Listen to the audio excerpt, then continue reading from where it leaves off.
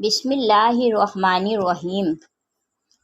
جب کوئی انسان استغفر اللہ کہتا ہے تو اس کے جواب میں اللہ کیا فرماتے ہیں؟ استغفر اللہ پڑھتے وقت بندے کے ساتھ کیا ہوتا ہے؟ کہیں آپ یہ غلطی تو نہیں کرتے؟ حضرت محمد صلی اللہ علیہ وسلم نے فرمایا، فرمان مصطفیٰ صلی اللہ علیہ وآلہ وسلم ہے، خدا کی قسم میں دن میں 70 سے زیادہ مرتبہ اللہ سے استغفار کرتا ہوں اور اس کی بارگاہ میں توبہ کرتا ہوں۔ بہت سارے لوگوں کی زبان پر استغفر اللہ کے الفاظ ہوا کرتے ہیں۔ کوئی غلط بات ہوئی تو انہوں نے استغفر اللہ پڑھا تو لوگ استغفر اللہ کہنے کے عادی ہو جاتے ہیں۔ استغفر اللہ کا مطلب ہے کہ اے اللہ تو ہمیں بخش دے۔ صرف استغفر اللہ کہہ دینے سے آپ کی توبہ قبول نہیں ہوتی، کیونکہ استغفر اللہ عام طور سے جو لوگ بولتے ہیں وہ ان کی زبان پر رٹے ہوئے الفاظ ہیں، تو بس وہ استغفر اللہ ان کی عادت میں ہے۔ تو عادت میں ہونے کی وجہ سے اگر کوئی انسان استغفر اللہ بول رہا ہے تو اس سے اس گناہوں کی بخشش نہیں ہوگی۔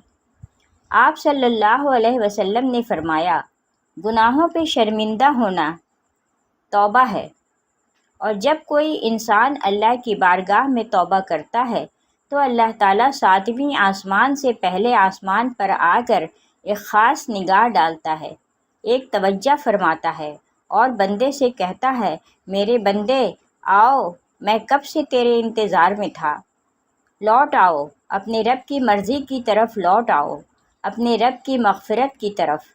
ایک جگہ اللہ فرماتا ہے، اے لوگو، ایسی جنت کی طرف دوڑو جس کی چوڑائی اور لمبائی آسمان و زمین کے برابر ہے، اور اپنے رب کی مغفرت کی طرف دوڑو۔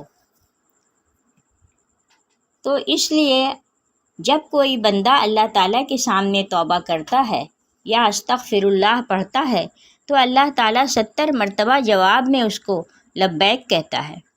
ایک شخص تھا، 70 سال تک یا صنم یا صنم یا صنم کہتا رہا، اپنے معبودوں کو پکارتا رہا، تو ایک مرتبہ اس کی زبان پھسلی اور اس کی زبان سے یا صنم کی جگہ یا صمد نکل گیا۔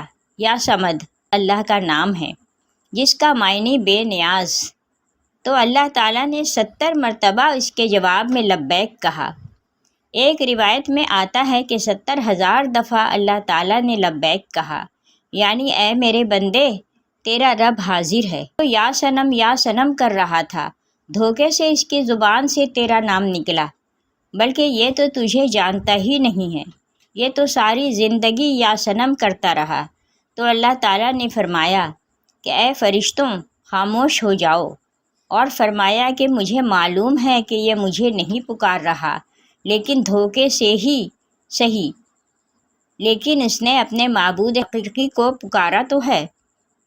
اگر میں نے بھی اس کے سوال پر اس کو جواب نہ دیا تو پھر مجھ میں اور ان میں کیا فرق رہے گا؟ جس کو یہ 70 سال سے پکار رہا ہے، کوئی بندہ دھوکے سے بھی رب کو پکارتا ہے تو اللہ تعالیٰ اس کے لیے ثواب بھی لکھتا ہے اور اس کی طرف متوجہ بھی ہو جاتا ہے۔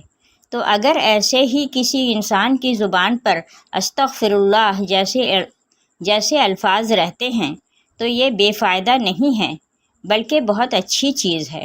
اور اگر انسان نے اس نیت سے استغفر اللہ پڑھا کہ اس نے جو گناہ کیے ہیں ان کی معافی مل جائے، تو اس کے تمام گناہوں کو اللہ تعالیٰ معاف فرما دے گا۔ جو استغفار کو لازم کر لے، اللہ پاک اس کی تمام مشکلوں میں آسانی، ہر غم سے آزادی، اور اسے وہاں سے روزی دے گا جہاں سے اس کا گمان بھی نہ ہو۔ استغفار سے دلوں کا زنگ دور ہوتا ہے۔ جب بندہ اپنے گناہوں سے توبہ کرتا ہے تو اللہ کریم لکھنے والے فرشتوں کو اس کے گناہ بھلا دیتا ہے، اسی طرح اس کے اعضاء یعنی ہاتھ پاؤں کو بھی بھلا دیتا ہے، اور زمین سے اس کے نشانات بھی مٹا ڈالتا ہے، یہاں تک کہ قیامت کے دن جب وہ اللہ پاک سے ملے گا تو اللہ پاک کی طرف سے اس کے گناہ پر کوئی گواہ نہ ہوگا۔ حضرت سیدنا حسن بصری رحمۃ اللہ علیہ کے پاس ایک شخص آیا اور اس نے خشک سالی کی شکایت کی۔ آپ رحمۃ اللہ علیہ نے اسے استغفار کرنے کا حکم دیا۔ دوسرا شخص آیا، اس نے تنگ دستی کی شکایت کی تو اسے بھی یہی حکم فرمایا۔ پھر تیسرا شخص آیا، اس نے اولاد نہ ہونے کی شکایت کی تو اس سے بھی یہی فرمایا۔ پھر چوتھا شخص آیا، اس نے اپنی زمین کی پیداوار کم ہونے کی شکایت کی تو اس سے بھی یہی فرمایا۔ حضرت ربیع بن صبیح رحمۃ اللہ علیہ وہاں حاضر تھے۔ انہوں نے عرض کی، آپ کے پاس چند لوگ آئے اور انہوں نے مختلف حاجتیں پیش کیں۔ آپ نے سب کو ایک ہی جواب دیا کہ استغفار کرو۔ تو آپ رحمۃ اللہ علیہ نے ان کے سامنے یہ آیات پڑھیں جن میں استغفار کو بارش، مال، اولاد اور باغات کے عطا ہونے کا سبب فرمایا گیا ہے۔ ترجمہ کنز الایمان۔ تو میں نے کہا، اپنے رب سے معافی مانگو، بے شک وہ بڑا معاف فرمانے والا ہے۔ تم پر موسلا دھار بارش بھیجے گا اور مال اور بیٹوں سے تمہاری مدد کرے گا اور تمہارے لیے باغ بنا دے گا اور تمہارے لیے نہریں بنائے گا۔ بندہ کسی گناہ کو اللہ تعالیٰ کی نافرمانی جان کر اس کے کرنے پر شرمندہ ہوتے ہوئے رب سے معافی مانگے اور آئندہ کے لیے اس گناہ سے بچنے کا پکا ارادہ کرے اور اس گناہ کی تلافی کے لیے کوشش کرے۔ مثلا نماز قضا کی تھی تو اب ادا بھی کرے، چوری کی تھی یا رشوت لی تھی تو بعد توبہ وہ مال اصل مالک یا اس کے ورثاء کو واپس کرے یا معاف کروا لے، اور اگر اصل مالک یا ورثہ نہ ملے تو ان کی طرف سے راہ خدا میں اس نیت سے صدقہ کر دے کہ وہ لوگ جب ملے اور صدقہ کرنے پر راضی نہ ہوئے تو اپنے پاس سے انہیں واپس دوں گا۔ توبہ و استغفار کی تمام تر اہمیت اور فضائل کے باوجود بعض بد نصیب نفس و شیطان کے بہکاوے میں آ کر توبہ و استغفار کرنے میں ٹال مٹول سے کام لیتے ہیں۔ توبہ کا موقع ملنا بھی بہت بڑی سعادت کی بات ہے۔ بہت سے لوگوں کو توبہ کا موقع بھی نہیں ملتا اور وہ بغیر توبہ کیے اس دار فانی سے چلے جاتے ہیں۔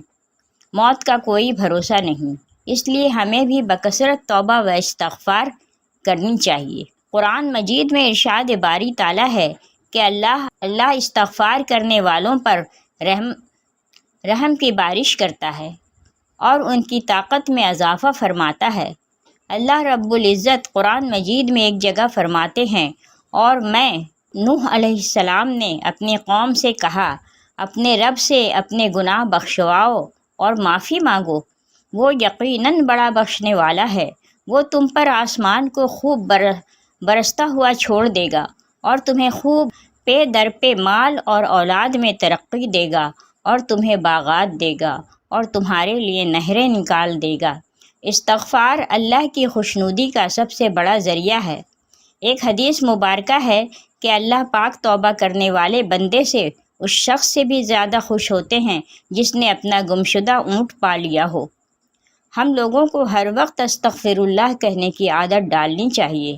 اس کے علاوہ ہمیں چاہیے کہ ہم ہر وقت اللہ کا ذکر کریں۔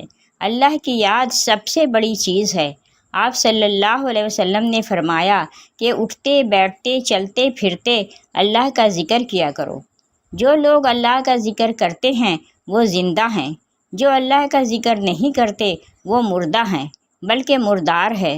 ہماری زبان ہر وقت اللہ کی یاد سے تر رہنی چاہیے، اور جب بندہ اللہ کا ذکر کرتا ہے تو شیطان چونکہ انسان کے دل پر اپنے پنجوں کو ہر وقت بٹھائے رکھتا ہے، جب بندہ اللہ کا ذکر کرتا ہے تو پھر وہ اپنے پنجوں کو ہٹا لیتا ہے، اور جب وہ بندہ ذکر کرنا بند کر دیتا ہے تو وہ پھر اپنے پنجوں کو بندے کے دل پہ رکھ لیتا ہے۔ تو اس لیے ہر وقت ہمیں اللہ کا ذکر کرنا چاہیے، درود پاک کی کثرت کرنا چاہیے، استغفر اللہ اور ہر ذکر والے الفاظ کو اپنی زبان پہ رکھنا چاہیے۔ اللہ پاک سے دعا ہے کہ ہمیں گناہوں سے بچنے اور سچی توبہ کی توفیق عطا فرمائے، آمین۔